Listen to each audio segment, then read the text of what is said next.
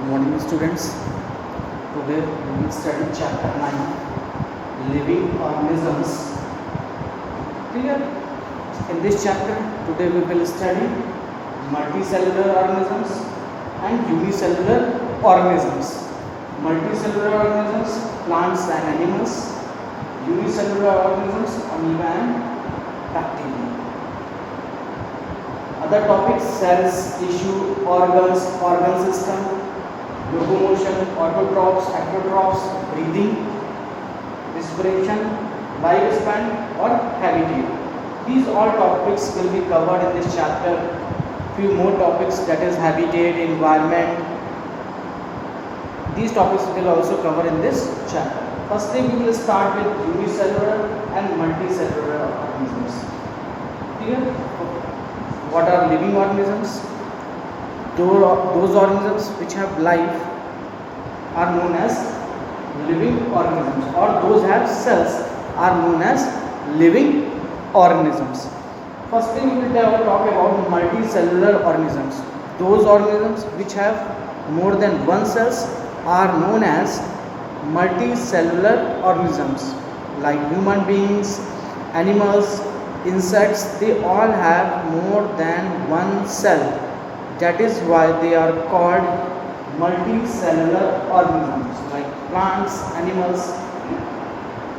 In the same way, unicellular organisms, those organisms which have only one cell, they can do all the activities with the help of only one cell. Those organisms are known as unicellular organisms, like amoeba and paramecium. They can reproduce, they can excrete, they can breathe, they can do everything with only one cell. That is why they are called unicellular organisms, like amoeba and bacteria. Now we will talk about the cell. What is cell? Cell is the basic function and unit of our life. In 1665, Robert Hooke discovered the cell. He studied the dead bark or cork. Take a cork under the crude microscope and study the bark. He found that there are small cells inside the dead bark, and he described it as a cell. Clear? तो अगर हम characteristics of living things की बात करें, तो characteristics of living things में मैंने बताया जैसे कि all living things are made up of cells. जितनी भी लिविंग थिंग्स होती हैं वो सेल से बनी होती हैं, चाहे वो इंसेक्ट्स हों, चाहे एनिमल्स हों, चाहे कोई भी हो, कोई भी लिविंग थिंग हो, सारी चीज़ें जो हैं वो सेल से मिलकर बनती हैं. जब छोटे छोटे से सेल्स जो होते हैं वो कंबाइन करते हैं तो वो क्या बनाते हैं? टिश्यू बनाते हैं. जब छोटे छोटे से सेल्स कंबाइन करते हैं तो क्या बनाते हैं? टिश्यू बनाते हैं. और यही टिश्यू, जब छोटे छोटे से टिश्यू, बंडल ऑफ टिश्यूज जो होते हैं वो कंबाइन करते हैं तो क्या बनाते हैं? ऑर्गन्स बनाते हैं.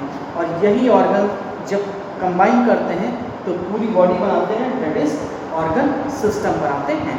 जैसे हमारी बॉडी है, उसमें छोटे छोटे से सेल्स होते हैं, वो हमारे चीक्स बनाते हैं, हमारे बोन्स बनाते हैं, एल्बोज बनाते हैं, हमारा बॉडी पार्ट्स बनाते हैं. और वही बॉडी पार्ट जो होते हैं जब सारे मिलकर एक साथ बनते हैं तो क्या बनाते हैं? ऑर्गन सिस्टम बनाते हैं. क्लियर? अब ये ऑर्गन सिस्टम जो होता है तो इसमें हम सबसे पहले बता रहे थे cell is the structure and function unit of all living thing. मैंने बताया जैसे सेल जो है वो बेसिक यूनिट ऑफ लाइफ है. बिना सेल के कोई भी लाइफ पॉसिबल नहीं, कोई भी लिविंग थिंग की लाइफ जो है वो पॉसिबल नहीं है. क्लियर? कुछ ऐसे लिविंग थिंग्स होते हैं जिसमें एक ही सेल होता है, और कुछ ऐसे लिविंग थिंग्स होते हैं जिसमें एक से ज़्यादा सेल पाए जाते हैं. जिसमें केवल एक ही सेल पाया जाता है उसको हम यूनिसेलुलर कहते हैं, और जिसमें एक से ज़्यादा सेल पाए जाते हैं उनको हम मल्टीसेलुलर ऑर्गेनिजम्स कहते हैं. क्लियर? उसका मैंने एग्जाम्पल भी बताया कि मल्टीसेलुलर में animals, plants, human beings, insects सारे आते हैं, और यूनिसेलुलर में अमीबा और बैक्टीरिया ही आता है. क्लियर है? इस तरीके से हमारे मल्टीसेलुलर और यूनिसेलुलर ऑर्गेनिज्म जो है डिस्क्राइब. सेल्स भी मैंने बता दिया, सेल की खोज कैसे हुई थी. एक डेड ट्री की बार्क ली, उसको जब क्रूड माइक्रोस्कोप के अंदर रॉबर्ट हुक ने लिया और उसको स्टडी की तो उन्होंने देखा छोटे छोटे से जो सेल्स हैं उसके अंदर छोटे छोटे हनी बी जैसे होती है, उसके हनी बी कौन होता है, उसके अंदर जैसे जैसे छोटे छोटे से सेल्स पाए जाते हैं वैसे ही उसके अंदर भी छोटे छोटे से सेल्स देखे गए और इन्हीं छोटे छोटे से जो घर टाइप के बने उन्हीं को उन्होंने सेल नाम दिया। क्लियर है। उसके बाद सेल में बहुत सारी और भी चीज़ें होती थी, सेल ऑर्गेनेलीज होती थी, उनको भी स्टडी किया गया, लेकिन स्टार्टिंग में इसको स्टडी करना पॉसिबल नहीं था। क्यों नहीं पॉसिबल था? क्योंकि उस समय हमारे पास इतना पावरफुल माइक्रोस्कोप नहीं था जो उसके सेल ऑर्गेनेलीज को स्टडी कर सकें, केवल सेल की स्टडी ही कर सके। लेकिन जैसे जैसे इलेक्ट्रॉनिक माइक्रोस्कोप, कंपाउंड माइक्रोस्कोप, इस तरीके से higher level of microscope develop हुए, वैसे वैसे हमको सेल ऑर्गेनेलीज की स्टडी करना भी आसान हो गया। क्लियर है। जब सेल की अंदर की चीज़ों को स्टडी करना आसान हो गया तो हम उनके बारे में और जानना आसानी हो गई हम लोगों को जानने के लिए, और उसको डिफाइन करना आसान हो गया। क्लियर है। तो टिश्यू क्लियर है।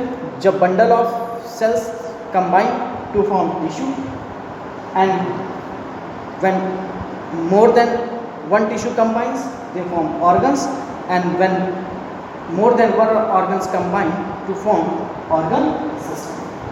क्लियर है। अब आता है लोकोमोशन।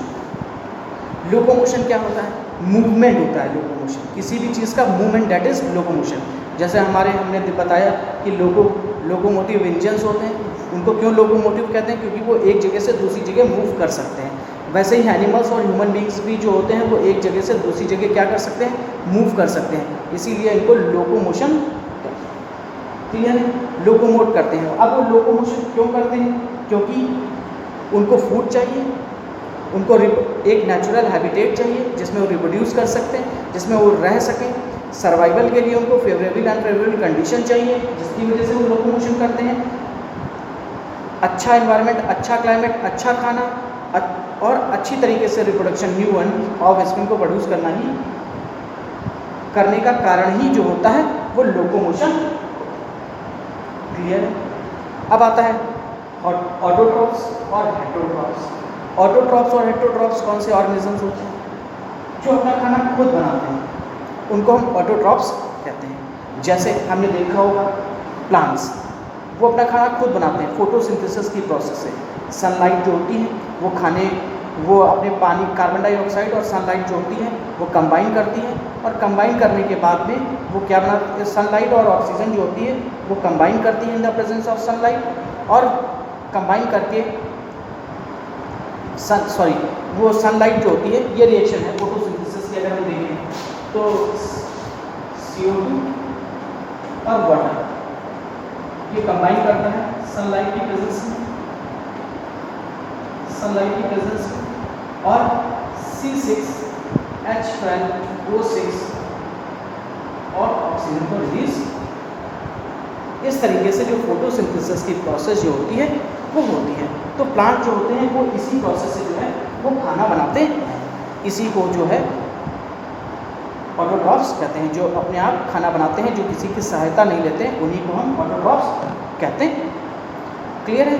लेकिन हेटरोट्रॉप जो होते हैं वो किसी पे डिपेंडेंट होते हैं, वो किसी की सहायता से खाना बनाते हैं। जैसे हम लोग प्लांट्स से खाना लेते हैं, फिर उसको पकाते हैं और फिर खाते हैं, तो हम लोग क्या हैं? हेटरोट्रॉप्स हैं। हम लोग प्लांट्स पे डिपेंडेंट हैं, बिना प्लांट्स के हम लोग खाना नहीं, सनलाइट में खड़े रहें और खाना बन जाए, ऐसा पॉसिबल नहीं। तो जो लोग किसी की सहायता लेते हैं उसी को हम, किसी से खाना अपना प्राप्त करते हैं, लेते हैं, उसी को हम हेटरोट्रॉप्स। क्लियर है। इसके बाद आता है ब्रीदिंग। ब्रीदिंग क्या है? Inhalation and exhalation. जो लोग ऑक्सीजन को लेते हैं और कार्बन डाइऑक्साइड को निकालते हैं, ठीक है, इसी सिस्टम को जो है वो हम ब्रीदिंग सिस्टम कहते हैं। क्लियर है। एक नॉर्मल ह्यूमन बीइंग जो होता है वो 12 to 18 टाइम्स पर मिनट जो है वो ब्रीथ करता है। इसके बाद आता है रिस्पिरेशन। रिस्पिरेशन और ब्रीदिंग में थोड़ा सा अंतर है। रिस्पिरेशन क्या है? रिस्पिरेशन वो प्रोसेस है जिसमें हम खाना लेते हैं और जो हम ऑक्सीजन लेते हैं, जो एयर लेते हैं, वो खाने को तोड़ती है, और तोड़ने की वजह से हमको एनर्जी और ये सारी चीज़ें मिलती हैं, इसी प्रोसेस को रिस्पिरेशन। लेकिन breathing in and breathing out of oxygen and carbon dioxide is called क्या? क्लियर?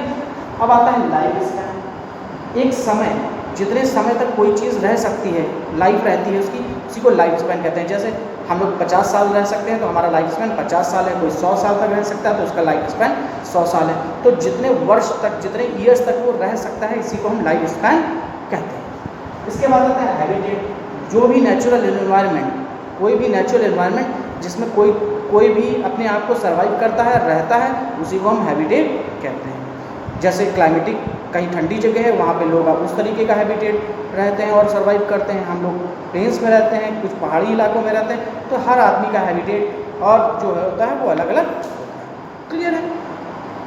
तो अगले वीडियो में जो है वो अगले टॉपिक्स जो हैं वो कवर करेंगे। Thank you.